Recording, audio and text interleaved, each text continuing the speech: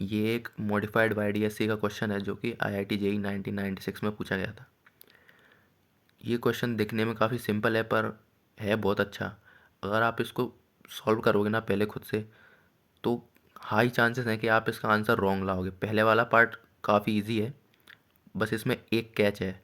अगर आपने वो देख लिया, वो समझ लिया, अगर आपके कॉन्सेप्ट्स क्लियर हैं, तो पहला वाला पार्ट तो आसानी से हो जाएगा। सेकंड वाला पार्ट और अच्छा है, उसमें भी एक कैच है। अगर वो आपने देख लिया, समझ लिया, या आपके कॉन्सेप्ट्स क्लियर हैं रिफ्रैक्टिव इंडेक्स वगैरह के, तो ये भी आसानी से हो जाएगा।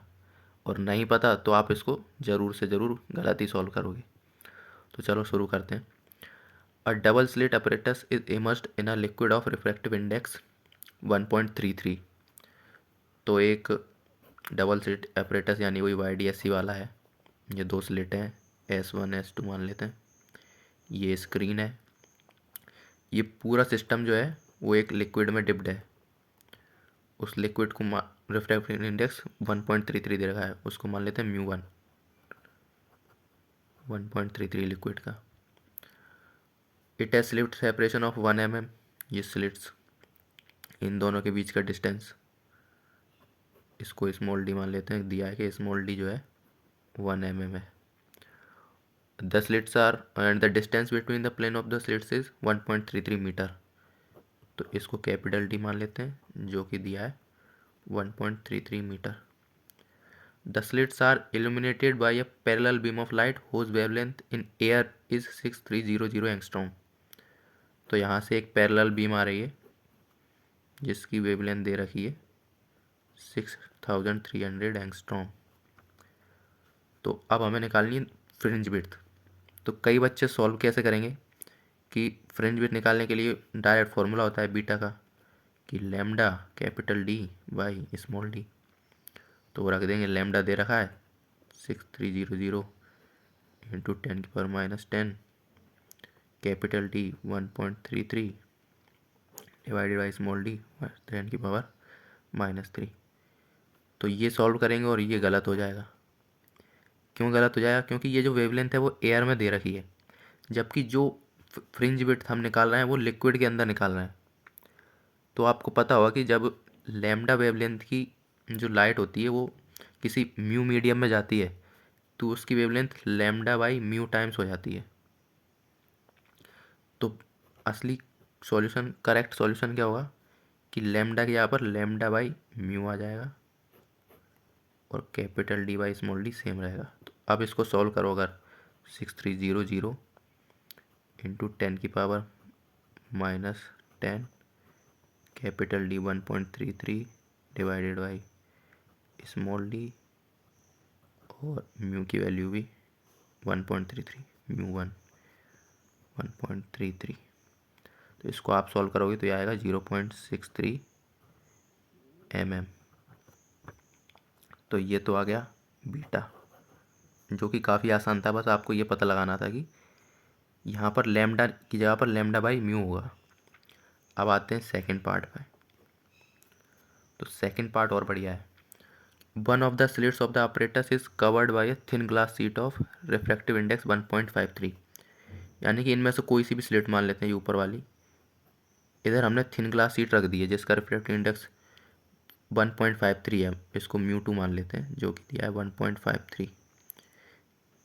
Find the smallest thickness of the sheet, thickness मान लेते हैं टी है, to bring the adjacent minimum as the axis. इसका मतलब क्या हुआ, जो एडजेसेंट मिनिमम है, अभी तो देखो अगर ये शीट ना होती, ग्लास शीट, तो लाइट आती, इस पॉइंट पर सेंट्रल मैक्सिमा बनता, फिर इधर एक मिनिमा बनता, फिर मैक्सिमा बनता, ऐसे करके बनती। तो अब जब ये सीट लगा दी तो पूछ रहा है कि सीट की मिनिमम कितनी थिकनेस होगी, जो मिनिमा इधर बन रहा है वो इधर आ जाए, एडजेसेंट वाला मिनिमा। तो आपको पता है कि जो फर्स्ट मिनिमा बनता है उसके लिए इधर पाथ डिफरेंस क्या होता है फर्स्ट मिनिमा के लिए, वो होता है 0.5 लैम्डा। लैम्डा डैश बोलेंगे क्योंकि यहाँ पर एयर वाला लैम्डा यूज नहीं करेंगे, यहाँ पर मीडियम वाला लैम्डा यूज करेंगे, या फिर मतलब लैम्डा डैश बाई 2 भी बोल सकते हैं, जो फर्स्ट मिनिमा के लिए पाथ डिफरेंस होता है ना। पाथ डिफरेंस आप वैसे निकाल सकते हो cos थीटा वगैरह वाले जो फॉर्मूले होते हैं उससे। तो अब आपको पता होगा कि जब नॉर्मल मीडियम नहीं होता है और तब अपन सीट रख देते हैं तो डायरेक्ट रिजल्ट होता है कि उसकी वजह से जो एक्स्ट्रा पाथ डिफरेंस आता है, अभी तो जैसे इसमें लिक्विड दे रखा है मीडियम, लेकिन अगर लिक्विड मीडियम ना हो तो उसकी वजह से एक्स्ट्रा पाथ डिफरेंस जो आता था वो आता था म्यू -1 टाइम्स टी। यहाँ पे म्यू क्या होता था, ग्लास शीट का, लेकिन इसमें तो मीडियम दे रखा है तो मीडियम की वजह से यहाँ पर ये नहीं आएगा, यहाँ पर आएगा म्यू रिलेटिव -1 टाइम्स टी। और जो एक्स्ट्रा पार्ट डिफरेंस आ रहा है वही तो लैम्डा डैश बाई 2 के इक्वल होगा, क्योंकि हम यहाँ पर मिनिमा के लिए तो बात कर रहे हैं।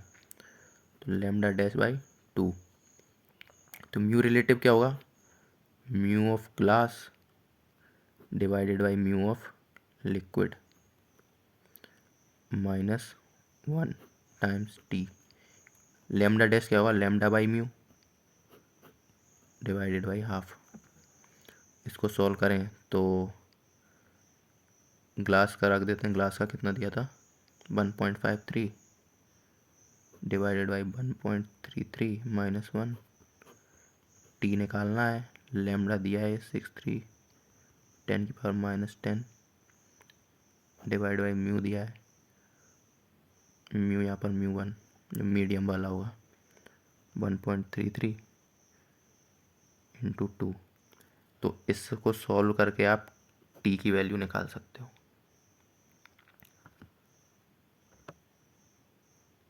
अब अगर किसी को पता नहीं है कि ये कहाँ से आया, ये एक्स्ट्रा पार्ट डिफरेंस वाली बात समझ में नहीं आई किसी को, तो वो मैं अलग से बता देता हूँ कि जैसे ये 2 स्लिट्स हैं और ये स्क्रीन है, मान लो यहाँ पर हमने सीट रख दिया, अभी ये किसी एयर में है पूरा सिस्टम, तो यहाँ पर पाथ डिफरेंस कैसे लिखते हैं, इस पॉइंट पर,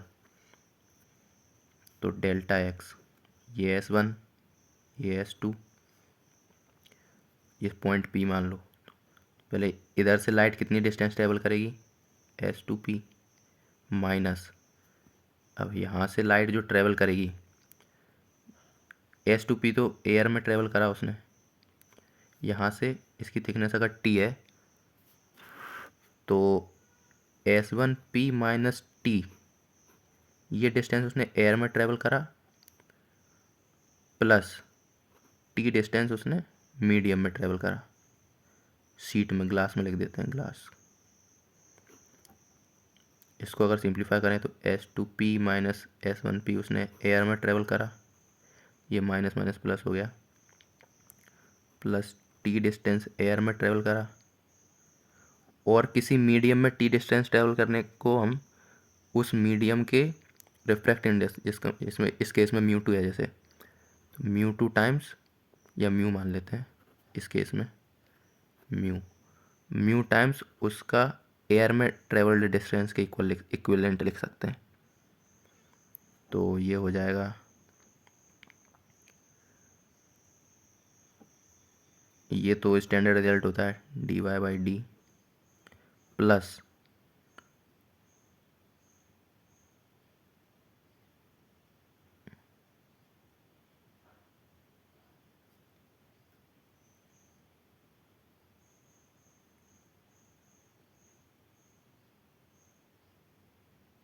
यहाँ पर ये माइनस आएगा, है ना, ये माइनस आएगा इधर, तो ये हो जाएगा 1 माइनस म्यू टी एयर, या मतलब डायरेक्ट उसका एयर तो वही डिफ़ॉल्ट है ही। तो आप यहाँ पर देखो +1 माइनस यू म्यू, है ना, अब वो डिपेंड करता है कि हमने स्लेट ऊपर लगाई है नीचे, मतलब हमें तो मैग्नीट्यूड लिखना रहता है, तो जनरली म्यू -1 लिखते हैं। ये जो एक्स्ट्रा है देखो, ये तो आता ही है, अगर ये शीट नहीं होती तो ये आता, पर जो एक्स्ट्रा आया वो कितना आया, म्यू -1 टी, जो मैग्नीट्यूड आया, डेल्टा डिफरेंस लिख रहा है ना मैग्नीट्यूड, म्यू -1 टी। पर बस आपको ये याद रखना है कि इस केस में जब सिस्टम को ही लिक्विड में डिप कर दिया तो यहाँ पर म्यू की जगह पर म्यू रिलेटिव आ जाएगा, और ये टी को मैं देख के बताता हूँ टी की वैल्यू क्या आती है, नहीं ये जो फाइनल आंसर आता है इसका, वो आता है, यहाँ से टी आएगा 1.579 माइक्रोमीटर, जो फाइनल आंसर आएगा।